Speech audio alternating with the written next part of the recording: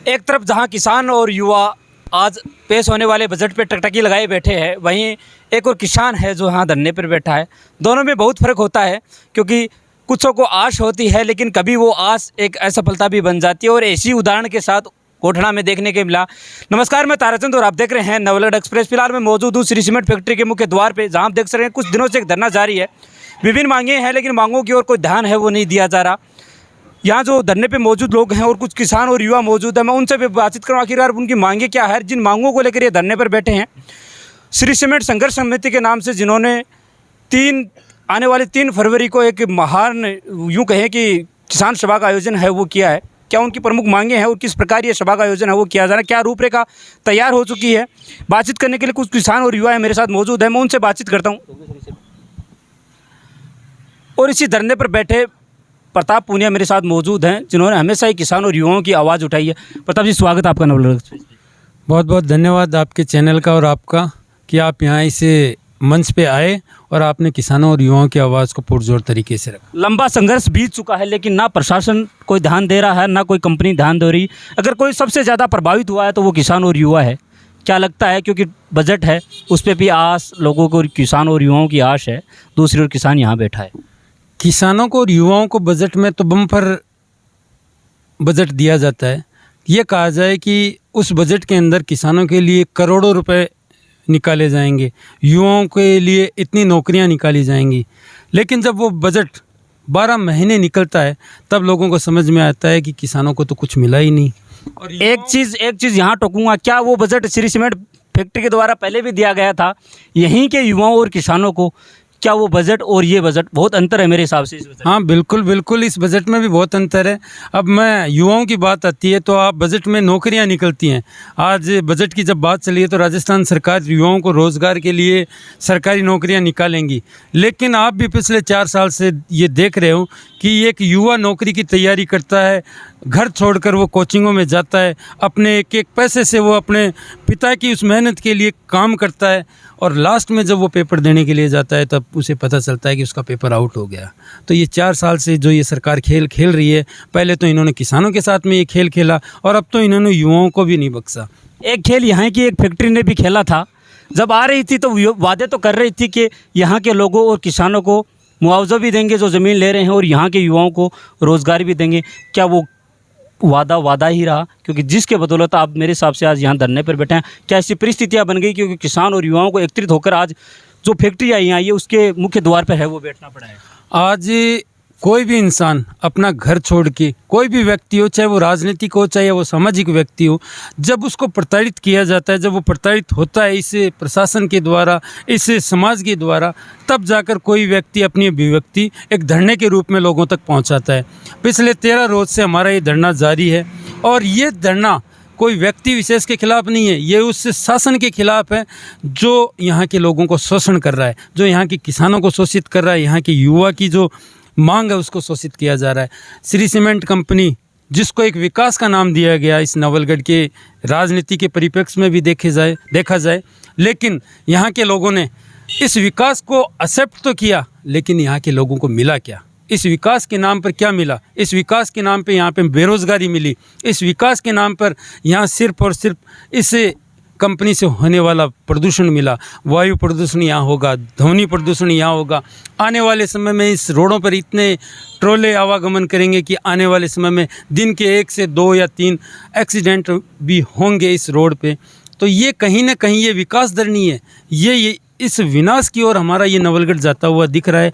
अभी तो आपको बताना चाहूँगा आपके चैनल के माध्यम से, आज कंपनी जब भूमि अधिग्रहण को लेकर यहाँ किसानों तक पहुँची है तो किसानों तक पहुँचने में उसे 10 साल लग गए, और यहाँ के किसानों को इनके बीच जो दलाल थे उन दलालों ने यहाँ के किसानों को डराया, धमकाया और औने पौने दाव में यहाँ की ज़मीनों को ख़रीदना स्टार्ट किया। लेकिन जो समझदार किसान थे उन लोगों ने यहाँ सौदा नहीं किया, और वो किसान आज भी अपने खेतों पर अपने घर के अंदर रह रहे हैं। लेकिन यहाँ के प्रशासन ने इस श्री सीमेंट कंपनी के साथ में मिलकर उन किसानों के खेतों को किस प्रकार बर्बरतापूर्वक विनाश किया है। उनकी फसलों को, खड़ी फसल को नष्ट कर दिया, उनके घरेलू कनेक्शन को काट दिया, उनके कुएं के कनेक्शन को काट दिया, साथ ही साथ जो छांव जिस छत के नीचे रहते थे उस छत को गिरा दिया।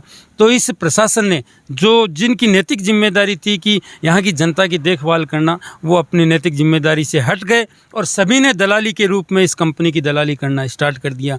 और फिर इन्होंने क्या किया कि अपनी जिस पॉलिसी के अंदर युवाओं को रोज़गार देने की बात की थी, तो आज यहाँ नवलगढ़ की विधानसभा के 50 व्यक्ति भी इस कंपनी के अंदर जॉब नहीं कर रहे हैं, उनको रोज़गार नहीं मिल रहा है।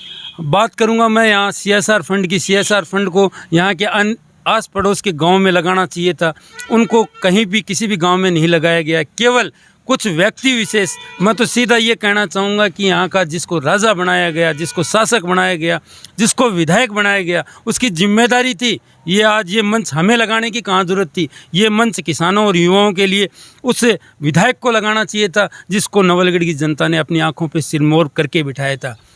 लेकिन वो भी कहीं ना कहीं इस एडजस्टमेंट की राजनीति में आकर फंस गए और उन्होंने भी कंपनी की पैरवी करना चालू कर दी। और आज हमारा किसान और युवा इससे दर दर की ठोकरें खा रहा है। और इसको लेकर हम 20 तारीख से इस धरने पर बैठे हैं और आने वाले समय में हमने ये तय किया है कि इस 3 फरवरी को यहाँ किसान सभा का आयोजन किया जाएगा और 11:15 बजे यहाँ आसपास के जो किसान हैं और जो युवा हैं जिनको ये रोज़गार को लेकर लड़ाई लड़ रहे हैं, वो सब यहाँ पर इकट्ठे होंगे। और इस तानाशाही सरकार के साथ साथ इस कंपनी जो श्री सीमेंट कंपनी का प्रशासन है, जिन्होंने यहाँ के किसानों को लूटने का काम किया है, जिसने यहाँ के युवाओं को रोज़गार देने का जो वादा किया था उस वादा खिलाफी का काम किया है, उसके साथ हम लड़ने का काम करेंगे। हमारी ये सारी लड़ाई लोकतांत्रिक है। और लेकिन अगर प्रशासन ये सोचता है कि ये तो हमेशा लोकतांत्रिक तरीके से लड़ते आए हैं, ये कुछ नहीं करेंगे, तो मैं ये कहना चाहूँगा कि समय आने पर हम हमारी हकों की लड़ाई के लिए, आर पार की लड़ाई लड़ने के लिए भी तैयार मिलेंगे। इसी श्री सीमेंट संघर्ष समिति के बैनर नीचे आपने 3 तारीख आने वाली 3 फरवरी को किसान सभा का आयोजन है वो भी किया है। क्या किसान सभा जो हो रही है, कहाँ कहाँ से आपने संपर्क किया गांव में? अभी आपको मैं अवगत कराना चाहूँगा कि हम भी अभी बाहर ही गए हुए थे। हमारी 3 टीमें इस सभा के लिए बाहर निकली हुई है। एक टीम के अंदर हमारी टीम राजेश जी के माध्यम से यहाँ परशामपुरा, देवगांव इस साइड में गई हुई है। एक टीम जो यहाँ के किसान है वो यहाँ के गोठड़ा, पुजारी की ढाणी, कोलछा, बाय इस तरफ गए हुए थे और हम आज खीरोड़ और बसाव की तरफ गए हुए थे। हमारा मानना ये है कि यहाँ जो जितनी भी कंपनियाँ आ रही हैं उसमें जितने किसान पीड़ित हैं, जिनको मुआवजा नहीं मिला है, जितने युवा बेरोज़गार हैं, उनको सबको एक करके एक मूवमेंट बनाया जाए और यहाँ के इस प्रशासन के खिलाफ पुरजोर तरीके से लड़ाई की जाए। तो आने वाली 3 तारीख को यहाँ किसान सभा का आयोजन है वो किया जा रहा है। इसके लिए गांव में जनसंपर्क है वो भी शुरू किया जा चुका है। जैसे कि प्रताप जी ने बताया कि लगभग 3 टीमें बनाकर लोगों से जनसंपर्क है वो किया जा रहा है, क्योंकि उनकी मांगें हैं, कहीं ना कहीं उनको जागरूक करने जैसी भी व्यवस्था आपने की है। बिल्कुल, क्योंकि कोई भी मूवमेंट होता है वो शुरुआती दौर में जागरूक करना उनकी नैतिक जिम्मेदारी भी है, क्योंकि हम किसी को जागरूक नहीं करेंगे तो लोग अवेयरनेस नहीं होंगे। अभी मैं आपको बताना चाहूँगा कि जिस प्रकार से इन किसानों के साथ में बर्बरता की जा रही है, अभी आपको एक मौका मुआयना यहाँ आपने देखा होगा, इस सीमेंट फैक्ट्री के अंदर ही यहाँ के 5 किसान ऐसे बसे हुए हैं।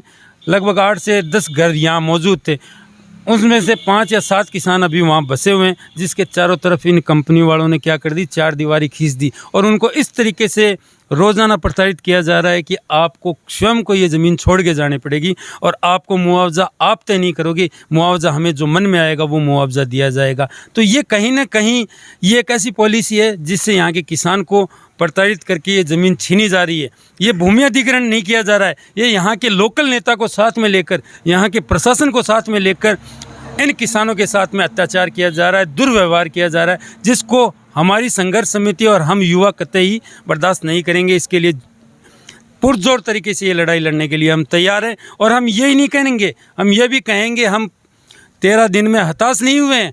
हम जब इस धरने को हमें चाहे 13 दिन नहीं 3 महीने भी अगर चलाना पड़ेगा तो हम इसको चलाने के लिए तैयार हैं और इस कंपनी को झुकाने का काम करेंगे, क्योंकि हम नियमों के तहत चलेंगे और लोकतांत्रिक। प्रताप जी, लगभग 13 दिन बीत चुके हैं। क्या प्रशासन जो यहाँ जो श्री सीमेंट का प्रशासन है उन्होंने या जो भी अन्य वो जो प्रशासन उन्होंने आपसे इस विषय में बातचीत करने की कोशिश नहीं की कि उनकी मांगे क्या है?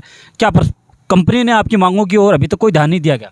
यहाँ का न तो इस अभी मंच पे न तो कोई कंपनी का कोई व्यक्ति आया है इन किसानों से और इन युवाओं से मिलने के लिए, न ही कोई नवलगढ़ का प्रशासन यहाँ पहुँचा है और न ही जिला प्रशासन का कोई प्रतिनिधि यहाँ तक पहुँचा है। दुर्भाग्य की बात तो ये है कि ये देश में जो पॉलिटिक्स चलती है वो किसानों और युवाओं के नाम पे चलती है, लेकिन सबसे बड़ी पीड़ा इन किसानों और युवाओं को ही झेलनी पड़ रही है। जितने भी यहाँ के नेता हैं वो सिर्फ और सिर्फ केवल इन पर राजनीति करते हैं, इनकी तरफ ध्यान देने का काम नहीं करते हैं। हमने हमारे चैनल के माध्यम से किसानों और युवाओं की आवाज़ हमेशा ही उठाई है और हमारी कोशिश भी ये रहेगी आने वाली 3 तारीख को जो यहाँ प्रदर्शन हो रहा है मुख्य द्वार पे, उसको पूरा कवर है वो करेंगे हमारे नवलगढ़ एक्सप्रेस के यूट्यूब और फेसबुक के माध्यम से। अगर आपने हमारा यूट्यूब चैनल नवलगढ़ एक्सप्रेस अभी तक सब्सक्राइब नहीं किया तो वो भी कर लीजिए ताकि आपको नवलगढ़ की हर अपडेट है वो मिलती रहे।